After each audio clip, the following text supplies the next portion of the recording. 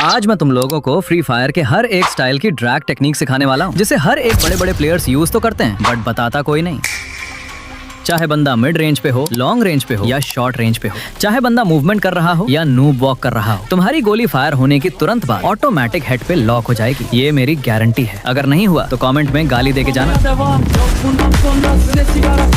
Uçuyor yıldızlara müptezel bayan. Sesler Adana zirveden selam. Durmak yok omi patlamaya devam. Yok bundan sonra size sigara filan. Uçuyor yıldızlara müptezel bayan. Harmanım baba nerede çarşafım? Gördüğüm bu paketler benim dermanım. Hoppa yavaşça açıldı fermanım. Panel users, hackers, सेंसी sellers, इन सब के बीच रहते हुए भी मैं एक छोटी सी उम्मीद लेकर तुम लोगों के बीच आया हूँ, ताकि तुम्हें कोई अच्छे से गाइड कर सके। एक एवरेज प्लेयर से प्रो प्लेयर बनने के लिए जो स्टेप्स लेना पड़ता है वो और कोई नहीं बताता, बट मैं हूँ अल्ट्रा, जो तुम लोगों को बेसिक से लेकर एडवांस तक सारी टिप्स एंड ट्रिक्स देता रहेगा। सबसे पहले बात करते हैं एम प्लेसमेंट की, जिसको लेकर हर बंदा कंफ्यूज रहता है कि एम व्हाइट रखना चाहिए या रेड।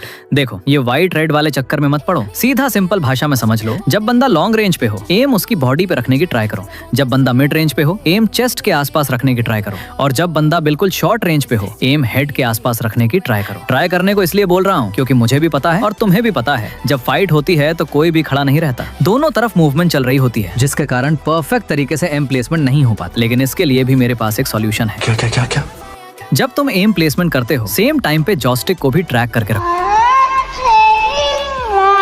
और इसको भी ट्रैक करने का एक सही तरीका है। एनिमी जिस डायरेक्शन में मूव कर रहा है, जॉयस्टिक को भी उसी डायरेक्शन में ट्रैक करो। एनिमी लेफ्ट जा रहा है, जॉयस्टिक लेफ्ट। एनिमी राइट जा रहा है, जॉयस्टिक राइट। इससे तुम्हारा एम और कैरेक्टर एक पल के लिए स्टेबल हो जाता है, जिसके कारण हेडशॉट लगने के चांसेस और भी ज्यादा बढ़ जाते हैं। बट अगर तुम्हें ड्रैग स्टाइल की कुछ सीक्रेट टेक्निक्स के बारे में ही नहीं पता, तो जितना मर्जी एम प्लेसमेंट कर लो, हेडशॉट तुम्हारा फिर भी नहीं लगने वाला। खाओ माँ कसम।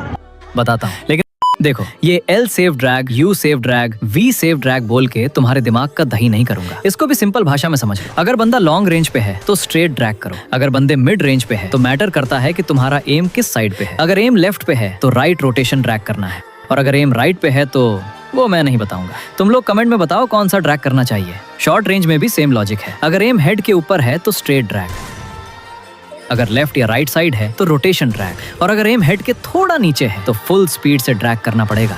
तो यहाँ तक तो समझ गए होंगे। अब आते हैं तुम लोगों के कमेंट्स पे। एक्यूरेसी वाली पोस्ट पे तुम लोगों ने बहुत सारी प्रॉब्लम शेयर किए थे, उनमें से एक लकी कमेंट मैं पिक किया है। भैया, जब शॉटगन से हेडशॉट लगता है तो एसएमजी से नहीं लगता, और जब एसएमजी से लगता है तब डेजर्ट या वुड पैकर से नहीं लगता। देखो भाई, इसका रीजन बहुत सिंपल है। तुम सारे गन पे सेम ड्रैग स्टाइल यूज कर रहे हो, और यही सबसे बड़ी गलती है, जो सिर्फ तुम ही नहीं, फ्री फायर के 90% ऑडियंस इस गलती को कर रहे हैं, जिसके कारण इन लोगों का हेडशॉट कभी अच्छा लगता है, ये कभी बिल्कुल भी नहीं लगता। क्योंकि हर गन का ड्रैग स्टाइल अलग होता है, गन टाइप और डिस्टेंस के हिसाब से। पूरा दिमाग के ऊपर से जा रहा है ना? रुको जरा, बोला ना सब कुछ सिखा दूंगा। किसी और यूट्यूबर के आगे तुम लोगों को झुकने नहीं दूंगा। शॉटगन के लिए शॉर्ट रेंज में हाई स्पीड ड्रैग और रोटेशन ड्रैग ज्यादा यूज होता है। डेजर्ट ईगल, M500, वुड पैकर और AC80 के लिए लॉन्ग रेंज पे स्लो ड्रैग, मिड रेंज पे मीडियम ड्रैग, शॉर्ट रेंज पे हाई स्पीड ड्रैग यूज होता है। हर रेंज का ड्रैग स्पीड अलग है। अब तुम लोगों के मन पे एक सवाल आ रहा होगा कि अल्ट्रा भाई, हम ये तो समझ लिया कि कब तेज ड्रैग करना है, कब मीडियम और कब धीरे ड्रैग करना है, बट ये कैसे पता चलेगा कि जब धीरे ड्रैग करूंगा तब कितना धीरे ड्रैग करना पड़ेगा, और जब तेज ड्रैग करूंगा तब कितना तेज ड्रैग करना पड़ेगा? तुम पहले ट्रेनिंग ग्राउंड जाओ, जिस गन की ड्रैग स्पीड पे हद सेट करना है उसको उठाओ, लॉन्ग रेंज से हेडशॉट लगाने का ट्राई करो। जब हेडशॉट कनेक्ट हुआ उस टाइम पे तुम परफेक्ट तरीके से धीरे ड्रैग किए थे, मतलब लो स्पीड ड्रैग। मिड रेंज से और शॉर्ट रेंज से भी ट्राई करो। जब जब तुम्हारे हेडशॉट कनेक्ट होगा तब समझना कि तुम मिड रेंज पे परफेक्ट मीडियम ड्रैग का यूज की हो, और शॉर्ट रेंज पे भी परफेक्ट हाई स्पीड ड्रैग का यूज की हो। और ये बार बार प्रैक्टिस करो, वो भी अलग अलग मैचेस पे जाके। नोटिस करना तुम्हारा हेडशॉट रेट पहले से ज्यादा हो रहा है। सिर्फ हेडशॉट मारने से पहले ये चीज को याद कर लेना, शॉर्ट रेंज पे high speed drag, mid range पे मीडियम ड्रैग और लॉन्ग रेंज पे स्लो ड्रैग। बस। अब सवाल आता है, क्या कोई ऐसी ट्रिक है जिससे बंदा हमारे सामने अचानक से आ जाने से हमारे दिमाग को इंस्टेंटली पता चल जाए कि अब स्लो ड्रैग करना है या फास्ट? हाँ है, लेकिन उसको लास्ट में बताऊंगा। पहले फायर बटन साइज और पोजीशन की बात कर लेते हैं।